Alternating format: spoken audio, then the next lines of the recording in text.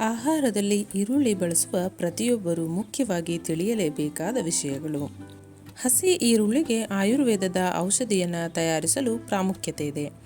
ದಿನವೂ ಒಂದು ಹಸಿ ಈರುಳ್ಳಿಯನ್ನು ಸೇವಿಸುವುದರಿಂದ ಹಲವಾರು ರೋಗಗಳನ್ನು ತಡೆಯಬಹುದು.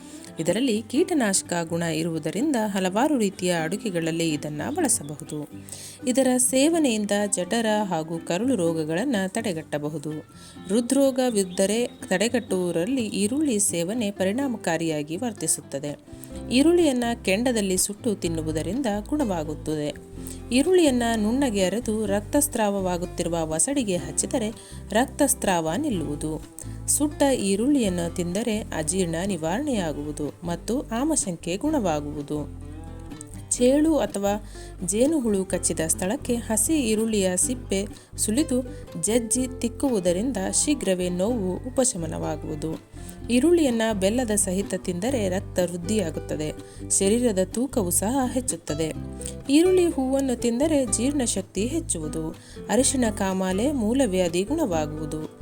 ಊಟದ ಜೊತೆ ಈರುಳ್ಳಿ ನೆಂಚಿಕೊಂಡು ತಿಂದರೆ ಕಣ್ಣು ನೋವು ತಲೆನೋವು ದೂರವಾಗುವುದು. ಹಸಿ ಈರುಳ್ಳಿಯನ್ನು ಪ್ರತಿದಿನವೂ ತಿನ್ನುವುದರಿಂದ ನಿದ್ರೆ ವಿಶೇಷವಾಗಿ ಬರುತ್ತದೆ. ನರಮಂಡಲಕ್ಕೆ ಚೈತನ್ಯ ಒದಗುವುದು. ತುರುಕಜ್ಜಿ ಇತ್ಯಾದಿ ಚರ್ಮ ರೋಗವಿದ್ದಾಗ ಬಿಳಿ ಈರುಳ್ಳಿ ರಸಕ್ಕೆ ಅರಿಶಿಣ ಪುಡಿ ಕಲಸಿ ಬಾಹ್ಯ ಲೇಪನವಾಗಿ ಹಚ್ಚುವುದರಿಂದ ಅನುಕೂಲವಾಗುವುದು. ಸ್ನೇಹಿತರೆ, ಈ ಮಾಹಿತಿ ನಿಮಗೆಲ್ಲ ಇಷ್ಟವಾಗಿದ್ದರೆ ದಯವಿಟ್ಟು ಲೈಕ್ ಮಾಡಿ. ಮತ್ತಷ್ಟು ವಿಡಿಯೋಗಳಿಗಾಗಿ ನಮ್ಮ ಚಾನಲನ್ನು ಸಬ್ಸ್ಕ್ರೈಬ್ ಮಾಡಿ. ಧನ್ಯವಾದಗಳು.